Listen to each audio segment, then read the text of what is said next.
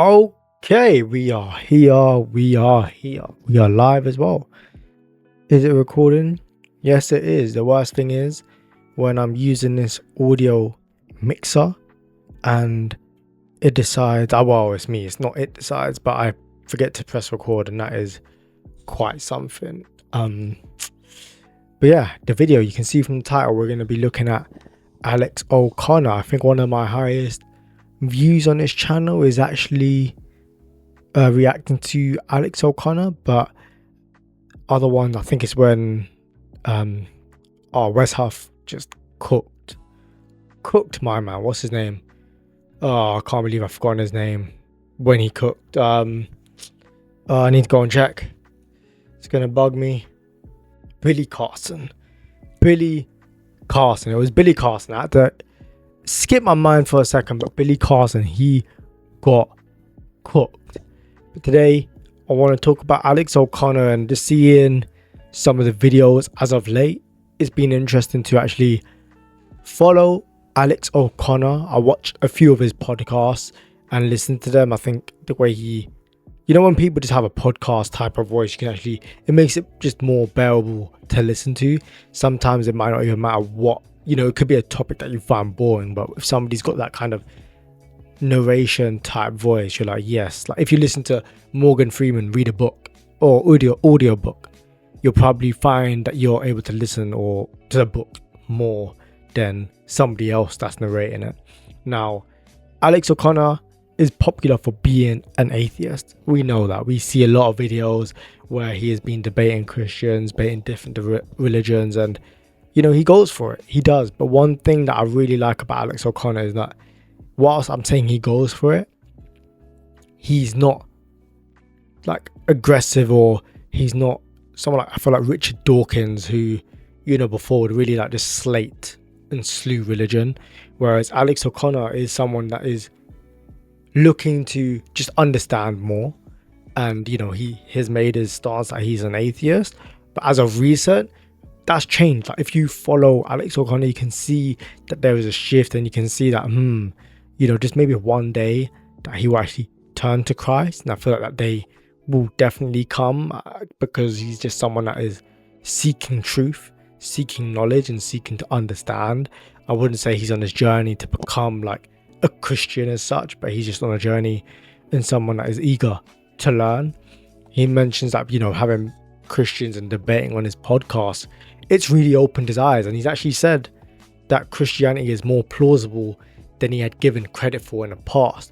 But let's just take a look at a video with Rainn Wilson. If you don't know Rainn Wilson, he's Dwight Schrute from The Office. And if you don't know The Office, then I don't know for you.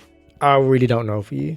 Maybe as somebody that's been watching the Friends, so you haven't got to experience, a true sitcom comedy, like a sitcom comedy. That's what it is. But yeah, that was a shot to Friends, but I kind of killed it there. But let's take a look at the video where he kind of just goes through a bit of him being, I guess, an agnostic, and we'll take it from there. Sure. But I did want to pick your brain about atheism. And I know right now I would call you kind of a spiritual atheist. Is such a thing possible? Can one be a spiritual atheist? Sure. How would that work? Never quite sure what someone means by spiritual. Like, do you mean like has a spirit or believes that? An atheist that incorporates kind of transcendent emotions into a larger kind of heart-based compassion. I would say I leave into their belief structure and way of living. I leave room for it. I don't believe in anything transcendent of the material, but I haven't ruled it out, and I'm not a materialist in the sense of saying there is only the material. Are you now considering yourself an agnostic? Yeah, I think that's is that a cop out?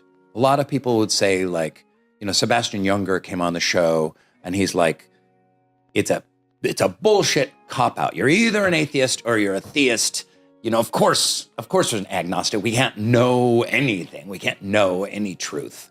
What do you think? Can you be an atheist, or can you just be a theist? There's no sitting on the fence. And you can clearly state or hear Alex O'Connor stating that he is a agnostic more than an atheist. And I think that's just through discussions and the debates that he's had that he's swayed more towards being agnostic. Sometimes when evidence is overwhelming, you can't help but, just pick one side. Now, Rainn Wilson asking, saying, is that a cop-out?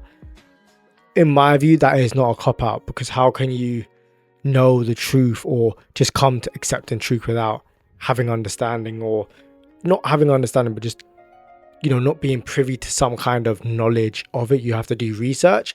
The reason why I'm hesitant to say that you can't just go from just one place to just accepting truth without understanding is because when, you give your life to Christ, there's a lot of things that you will not understand. And some people are so busy trying to have that understanding before giving their life to Christ that, sometimes you can miss out on your salvation because you're too hesitant, or you're too busy trying to understand all of these things before actually coming to Christ. But when you actually give your life to Christ, you'll find that you actually understand more than what you did before giving your life to Christ, if that's making sense. Now, going back to the video, they're talking about, do you believe in like transcendental kind of emotion, or and Alex O'Connor saying he's not like materialism, like just a materialist, if that makes sense. So I think by that, and somebody can correct me because I'm not really familiar with that, the terminology being used, but I'm guessing he's just saying he's not just only someone that, there's this Bible, there's manuscripts, and because there is he believes, in it, in Christianity because of that. Obviously, there's another side where you can't put into words, these aspects of following Christ, because they're not just written as such. And that comes from there being God, who is God. God is God, and coming from heavenly places that we are not in because we are from the world. So there's going to be things that just naturally we lack understanding of, and we are limited because we are finite beings, whereas God is eternal, everlasting. He is Alpha and Omega, the beginning and the end. But now I want to go to this conversation with Bear Grylls and just hearing what he says, because I think it's really inspiring when you can just see somebody's journey. And of course, he's not Christian yet, but I feel like there is a lot of hope. So let's go into the next clip from Alex O'Connor's podcast with Bear Grylls. It was this body of like atheist thought with the God delusion and this kind of stuff, which was really popular. And it had this sort of quite strident, debate me bro kind of attitude. And I was really swept up by that. I thought that was really exciting and cool. And I was beginning to sort of shake that off and grow up a bit, essentially. And then running the podcast, what I've realized is this is far more interesting and intricate, and I would say plausible than I'd given it credit for before. So, I'm still not a Christian. Some people say to me, like, it's a funny word though, that anyway. Yeah. Like I'm less and less. What's a funny word? I know we're talking about the word Christian because where did it come from with the word Christian? There's like so many different man-made concepts that have been plugged into it. And I think, when we talk about Christianity, it's like, some people ask, was Jesus Christian? That question just makes no sense. But of course, we are here for a relationship with Christ more than anything. And that label of being a Christian, I think it has been tarnished quite a lot. But going back to Alex O'Connor, you can see that, he's given a lot of credit to Christianity, and he's saying that it's more plausible than what he thought. But he's saying, I'm still not Christian yet.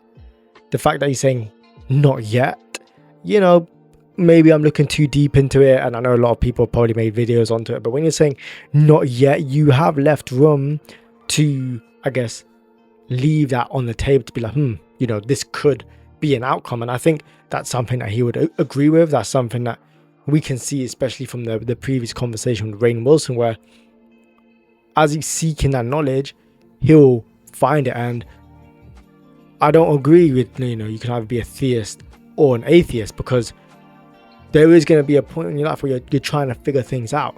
Jeremiah 29:13, it says, then it's talking about, the Lord.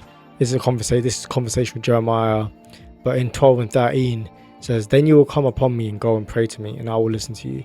And you will seek me and find me when you search me with all your heart. Now, when you're coming to Christ, when you're trying to find answers, you can't go half-heartedly. That's even for believers. You can't go to Christ with just having a sense of doubt or being half-hearted. You have to have that open heart to actually want to seek more of God. And I believe Alex O'Connor is on that journey of just being more open to just understanding more. That's why out of all the areas that he's, I guess, researched, because he's not just an atheist that has just come for Christianity or come to, he's searched so many different areas, but it's Christianity that has really drawn him to a place of curiosity where he wants to find out more. The other scripture that I want to go to is in Matthew 7:7, because this is a beautiful one, and this is Jesus speaking, and it says, "Ask and it will be given to you, seek and you'll find, knock and it will be open to you. For everyone who asks receives, and he who seeks finds, and to him who knocks it will be opened." And I just pray, not just for Alex O'Connor, but all those that are searching for Christ, all those that are seeking answers, that it says, seek and you will find. It is a beautiful thing, firstly, to have many corroborating but verses within the Bible, these scriptures that are backdated by many years and has so much reliance through thousands of manuscripts. But to see it in the Old Testament, to see it in the New Testament, to see that consistency, to know that we actually have a God that is saying, go and do it, like go and find, go and seek, go and knock, and those answers will come. It's a great thing. And I think looking at Alex O'Connor's journey and just seeing the humility in which he is debating and trying to seek just answers, clarity, that's a great way to go about life. And he's on a different intellectual level, I would say, to a typical person because of the degrees, just his line of work in general. He articulates very well, and he's very thorough in research he does. So the fact that he's come to say that Christianity is more plausible than people give credit for is something not to take lightly, because what about all these other, religions per se? Why isn't that piquing curiosity? Why isn't it? And you can see that even when you watch the podcast, this guy does so much research. So this podcast with Bear Grylls, it was based on a documentary, like a series or movie Bear Grylls did to kind of not reinvent, but to put together the story of Jesus, but in a way that would make people think. So for example, he puts 5 wise men in the story of Jesus. Why? Because in the Bible it doesn't mention there's 3 wise men. It just said there was the gifts that were given were frankincense and myrrh. So when you go into children's recitals or nativity plays, you always see 3 wise men, but in the Bible it doesn't say 3 wise men. It just talks about the wise men. So putting 5 wise men in this movie or series, it makes you think. You have to go back to the Bible and actually seek the answers.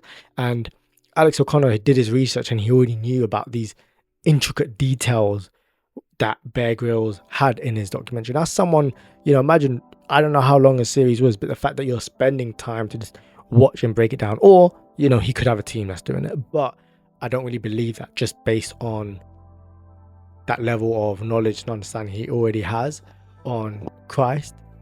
This isn't, something that we should overlook. And, like I said, I do believe that Alex O'Connor will come to Christ, and I think he'll be a great asset to the kingdom, going from debating, his stance on being an atheist to now being agnostic.